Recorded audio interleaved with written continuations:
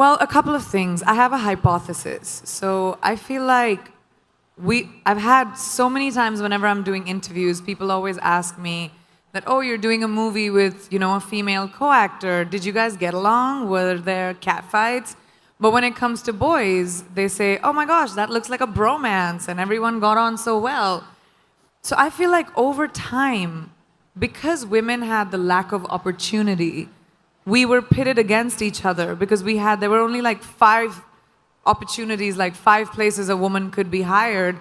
And so we were elbowing each other out to get to that one spot. So the crux of the problem is the lack of opportunity for females. And the more opportunity we create for each other, the more sisterhood will grow. We're 50% of the world's population. That's right. We need to be represented in every field like that.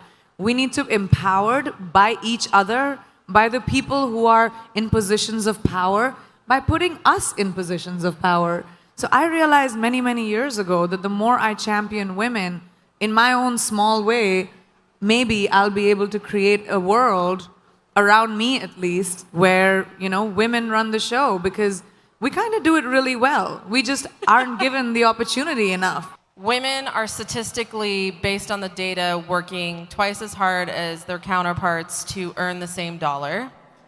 And this is an issue for me that everyone knows I'm very passionate about. And women of color are working 3 times as hard.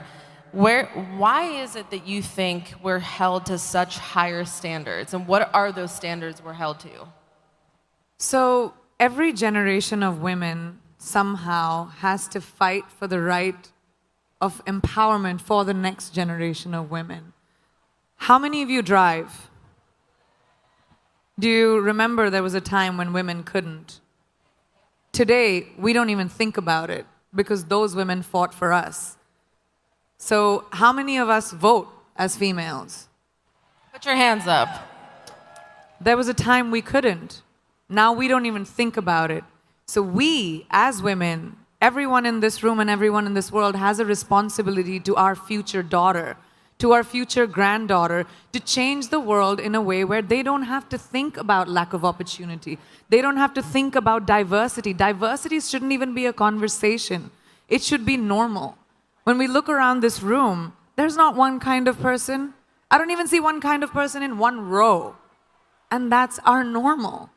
And that's the world we will create for our daughters, for our kids. We will create men that empower the girls around them. We will create men that respect the girls around them and create a legacy for their children going forward. And I think that's our responsibility, and we need to take that really, really seriously. One of the things that I love about you is that you are now investing in tech and yes.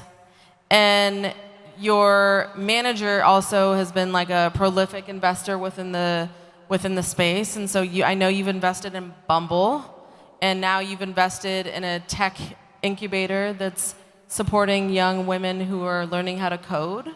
Why is that important to you?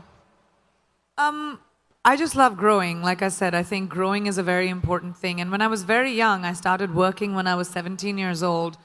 And I remember my mother telling me this really young, that women should be financially independent. It doesn't matter who your father is, it doesn't matter who your husband is going to be, it doesn't matter who your brother is, it doesn't matter who the man in your life is. You need to be responsible for your finances and be financially independent. And that kind of really stuck with me. And as my career expanded, it was really important for me to invest in little things. So once I discovered tech, I have always been a fan of technology. I wanted to be an aeronautical engineer at one point. I wanted to build rockets. I wanted to, go to space. But then I became an actor. Go figure. And when I got the opportunity, I remember I was at a dinner for Bumble in New York, and I just thought it was such a cool thing to bring back to India, where women take the first move. To bring it to a country which has a patriarchal sort of society, which actually the world is.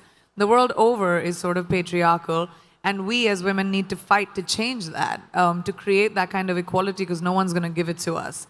And they're going to fight for us to have it. So it started from taking Bumble to India, and then my next investment is this engineering school, which is called Holberton, which was based on Betty Holberton. She was one of the first female engineers in the world. And this school is a peer-to-peer teaching program where you don't have to pay a tuition and you can pay back your tuition after you graduate and get a job so that you don't have to worry about, you know, how much schools cost, so that females can actually be a part of engineering. Just think about it this way. All of us consume tech, right? All of you have cell phones. Everyone has computers. We're always online. Digital is such a big part of our lives, but the people creating technology, it's so skewed because it's mostly men. And these are men who decide what we as women need.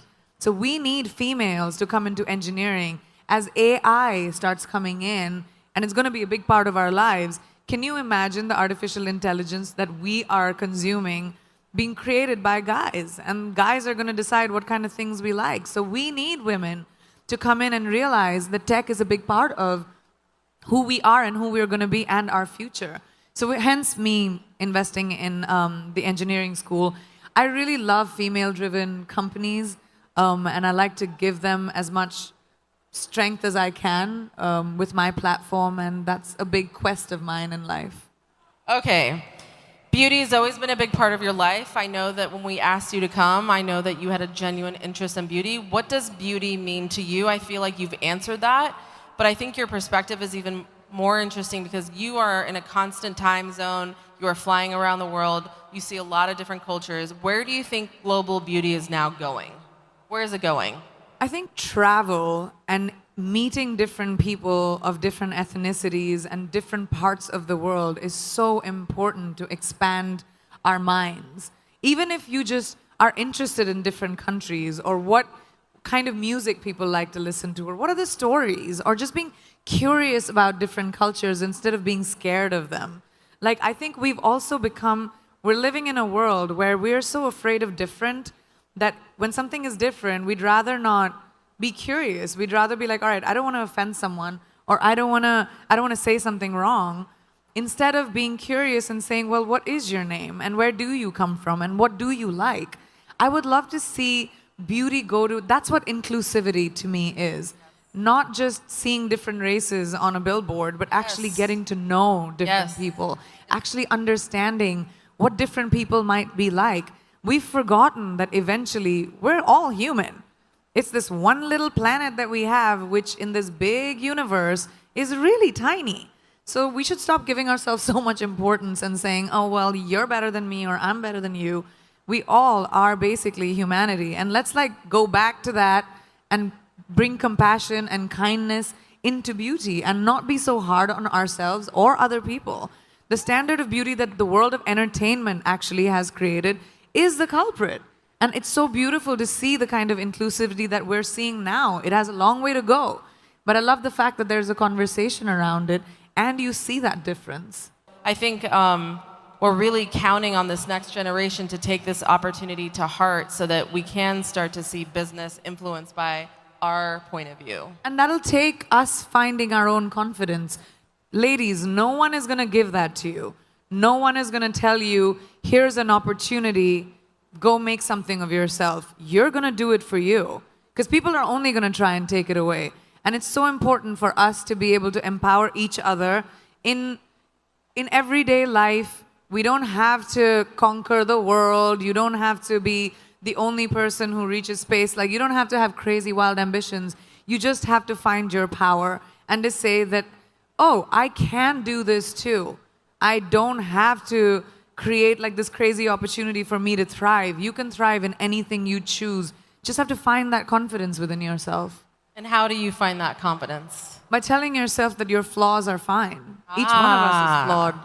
No one is perfect. None of us. We all have bad days. We're all going to feel like shit sometimes. Sorry for my French. Feel like bad sometimes. We're on the internet. We can say what we want. Okay, great. But you're all going to have bad days, and that's fine. We have this crazy standard, especially with the internet, where everything has to be perfect all the time, and we have to look perfect, we have to behave perfect, we have to say the right things. Everyone screws up, and that's all right. You laugh through it, don't take yourself too seriously, and make sure that you don't live for someone else's validation. It's your validation that you need.